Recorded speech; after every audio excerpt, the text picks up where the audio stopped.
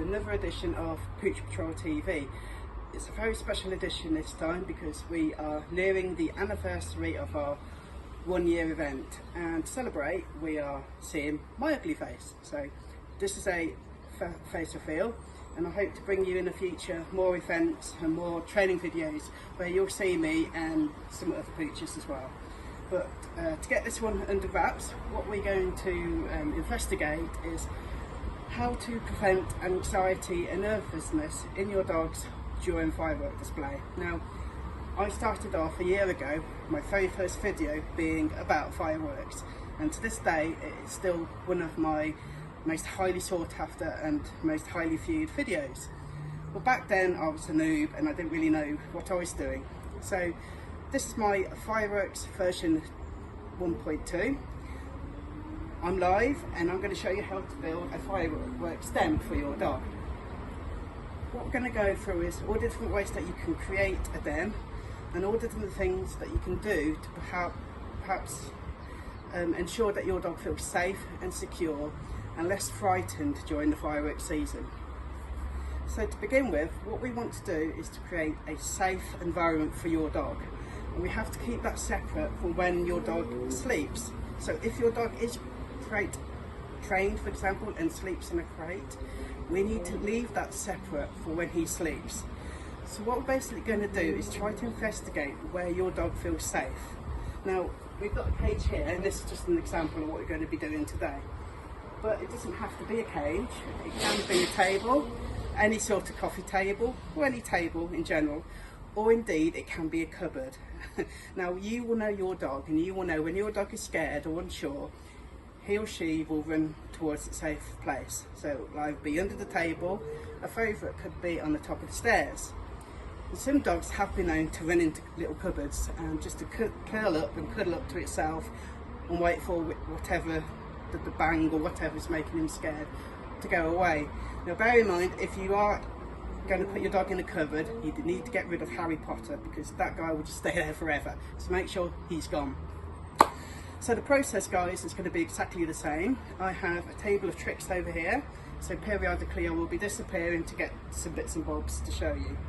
Now, before we begin, I do want to say that this is not a sure thing.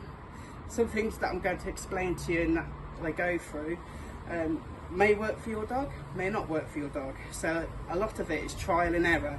You can try all these things, or you can try just little bits. It's up to you. You know your dog, and you've got to figure out what works well. So to begin with, we have to find a safe space. So we've got our cage here. I'm going to work from this cage, but if you can imagine, this could be a coffee table, or it could be a cupboard, or anything like that. But the process is exactly the same.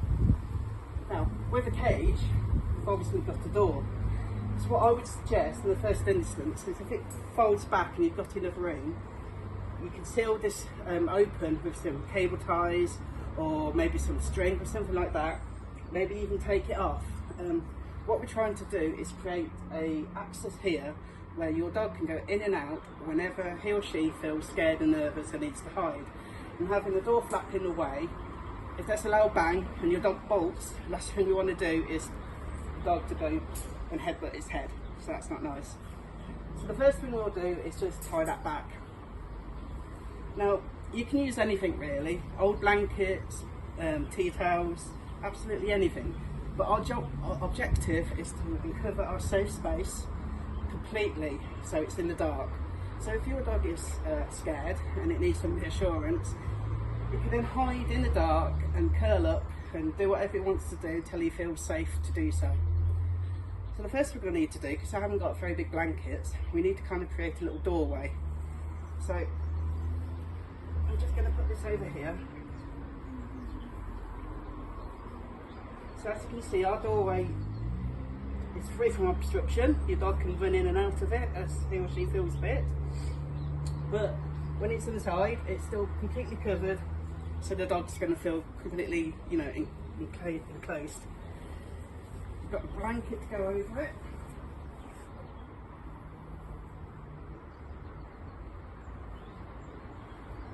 So again, what we're trying to do here, obviously if it's in a cupboard, you will only really need to make sure that the doorway is covered.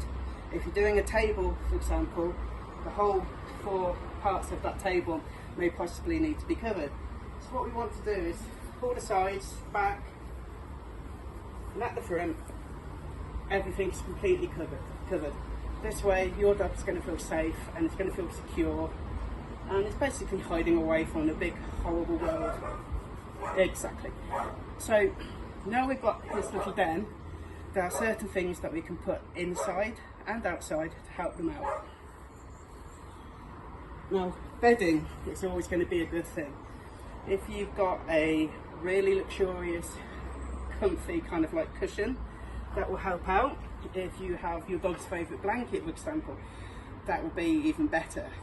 Anything that your dog recognises as security or as comfort, or as, you know, it's being protected. So we've got some really nice blankets here. So I'll just put these in for the purpose of the video. But again, this could be anything.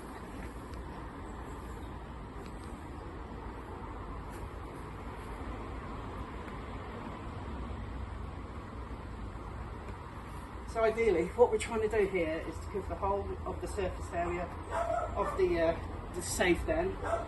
We're just making them feel nice and secure.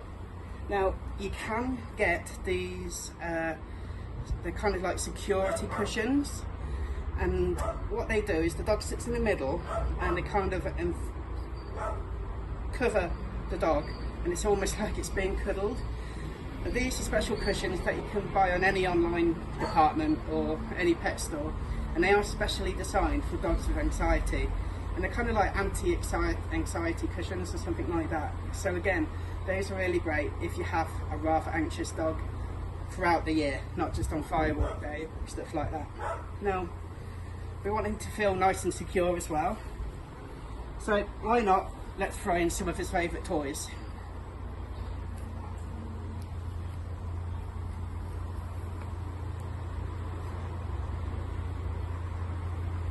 Having something that he is familiar with and that he likes to play with and cuddle up with, we are basically distracting the dog from what's going on outside. So a lot of these techniques you'll see are for calming and for distraction as well. So while your dog's playing with this toy and having a nibble, a chew, whatever he wants to do, he's basically being distracted from all the bangs and all the noise that's outside. And on that theme, how about a tug toy? Tug toys are great, and what they can do is just chew and chew and chew. Now, normally when a dog is anxious or scared or something like that, it will chew, and you'll probably see them chew your chair legs and things like that. But if you've got a really good strong rope toy or something like that, maybe one that you play with during the day that he likes to have a chew and a tug, put that in there as well, because if he's scared, it'll just nibble this away and try and forget all its problems. Now, you can put in treats and stuff like that as well, but dogs are like humans, so bearing that in mind, if you're scared, if you're nervous, for example, say you've got a new interview to go to, and you're one of these people that get a little bit nervous and your tummy's churning, you probably won't want to eat. Now that's kind of similar for dogs as well. So I will suggest always have a bowl of water. It can be a little bowl of water like this, a big bowl of water, and it's up to you whether you leave it outside or inside. But if you do leave it outside, just put it outside, just there, so the dog can get to it. Maybe even stick his head out. So if you think that we close this up, and the dog can just poke his head, and it's not actually going anywhere, but he's having a drink of water, because he will get dehydrated. And that's the thing with fear. The thing with anxiety is we all get dehydrated. Now with the treats, again, high value treats. Maybe if you've got treats that he's used for being calm, or training treats that aren't used every day, put some out on a bowl here or inside. Anything is good, and if you just feel like nibbling on a high value treat or his favourite treats, then that's great as well, and he will really enjoy that. Now, there are other things we can still do. Something that is safe and is to do with nature. So in my special bag we have lavender. Lavender is a great natural resource for calming people. Humans use it, and it's proven as well to relax dogs. My warning here is make sure you only use either lavender you get from a pet shop, vet approved lavender or fresh outdoor lavender. Plug-ins are a big no. Stay away from anything that is a plug-in, because to dogs and cats they are toxic. Potpourri, I'm a bit dodgy about potpourri myself. I would always ask your local vet store or your local pet store. But you can do all sorts with this lavender. So before you put your rugs on, I would just rub the inside of your blanket. So just get some fresh lavender, strip it off, just kind of rub it all on the inside.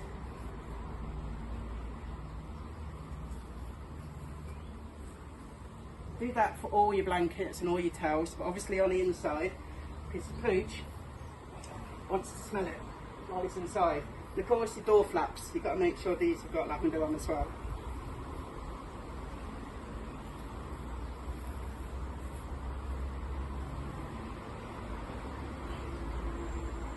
Brilliant. Again, we can also use lavender for our blankets inside, our cushions, or even on our toys as well. So just get your one of his favourite toys, for example, and just rub the scent all over your toy.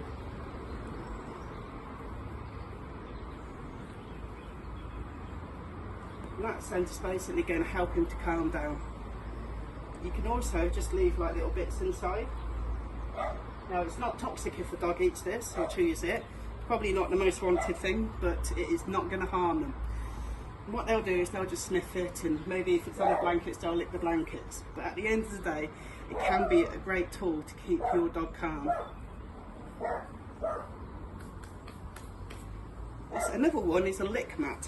Now, if you don't know what a lick mat is, it's basically a plastic tray of some size, little bubbles inside. Now you can cover that in cream cheese, or you can cover that in dog friendly peanut butter.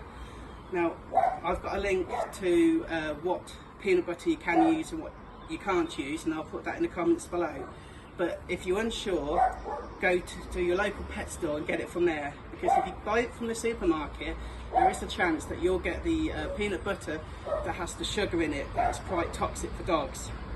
Now you can get your lick mat, and a good way is to put 4 holes in the lick mat in the corners. Then imagine this is the side of your cage. You can attach it again with either cable ties or string, and of course you can just leave it in here, but at the moment it's quite full. So I would kind of like put it towards the back of the cage, cover it with peanut butter, and obviously while he's having his little nap,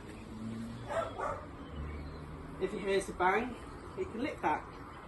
And that's a great way for them to, it's not necessarily eating, but they're getting distracted, and it's another way of them chewing and nibbling. So they're basically getting the interaction of licking away all the peanut butter, but in between all the little bubbles and stuff like that.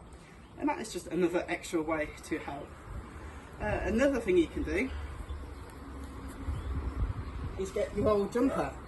Now, it may sound a little bit weird, a little bit silly, but get a jumper or a jacket or whatever that hasn't been washed. Now, I'm not saying you want it stinky or anything like that, just maybe one that you've worn a couple of days.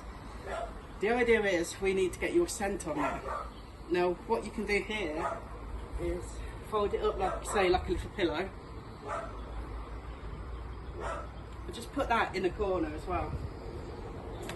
You don't need to put lavender on it or anything like that. The idea of that is the dog has your scent, and to your dog, your scent is probably the most relaxing and the most calming thing that you can do. So while he's in there and he's a little bit worried, and maybe you're not at home, for example, maybe you're in a different room that he's too scared to go into, he's still got the comfort that you're there, and that will help him no end. Now, a couple of other things you can help. Something's called a Thunderjacket. This is like a really tight vest. Again, both used in humans and in the canine world. It creates really tight force around your dog's body, and that in turn helps them to feel calm and protected. Now, Thunderjackets can be hit and miss, so I would suggest looking online and seeing what people say about them, and perhaps using your vets as a good guide as well. They come in different sizes, small to extra large, So any dog of any size can use them. And the other thing I reckon you could use is something called Adaptamum. Now, I'm not promoting this product, it is a named product that I've just used, but it is probably the most well-known product out there. You can buy it in any vet's stores and stuff like that. And it's probably like a stronger calming effect. You spray it on your cushion or your blanket, whatever you use in this bedding. But I will suggest that it's actually very strong, quite toxic. And what it actually does, it produces pheromones of your mother, or the dog's mother. So you spray this stuff on your cushion, and to your dog, that will smell like its mum.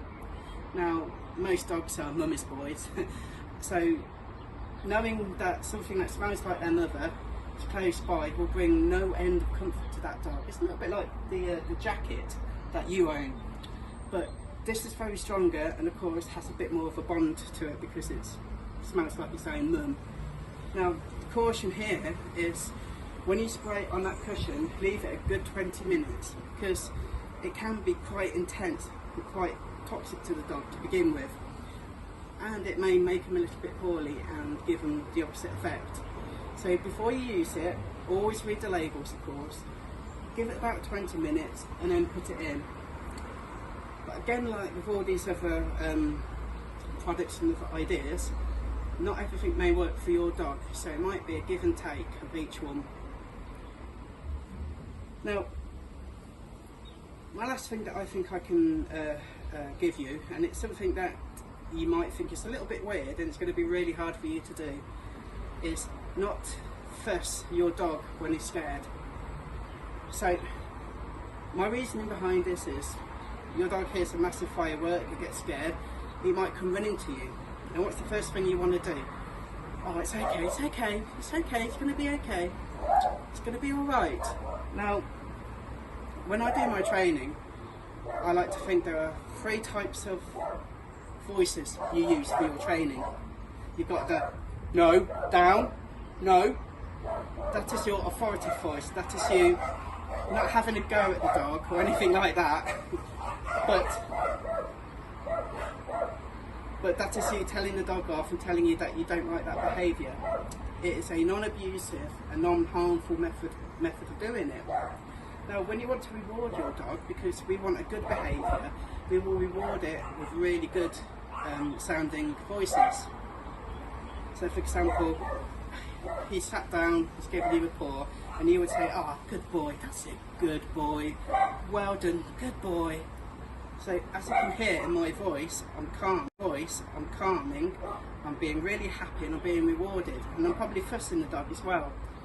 So to your dog, he's being rewarded by this praise and he's really excited, and he will learn eventually that that is the behaviour he wants. Now, the other way of that is when you want your dog to do something, for example, recall training. I want to be really excited when the dog comes back to me, because for my dog to come back to me has to be the most exciting thing in the world, more exciting than that smell over there. So when that dog comes back to me, I'm still going to be calm, but I'm going to be ultra excited. It's like, yay, good boy, yay, well done, good boy. So again, I'm excited, I'm praising him, and it's going to encourage him to do more. So what's this got to do with fireworks? Well, imagine you're sitting down, fireworks go off, and your dog comes running up to you, jumps on your paw, on your lap. You give him that, "Oh, good boy, it's okay, oh, good boy." Basically, what you have just done is rewarded your dog for being scared.